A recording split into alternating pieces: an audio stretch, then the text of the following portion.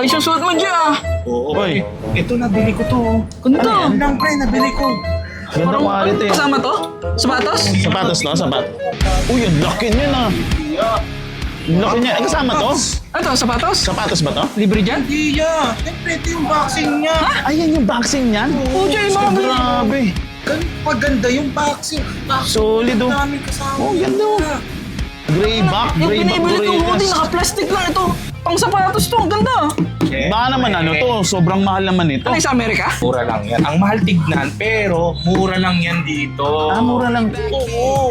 Dito daw. Amerika daw to, sa Amerika.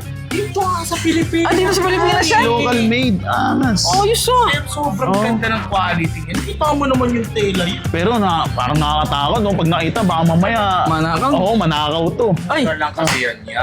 Oh. speaking of magnanakaw, Brad, may Oh. tanong ako sa inyo. Okay. Anong pagkakaiba ng magnanakaw at sa politiko? Pagnanakaw. Na ako sa pulis. Parang malayo yun ah. Magkaiba ng profesyon eh, ano? Oo, parang magkaiba yun. Kaiba yun niya eh. Oo.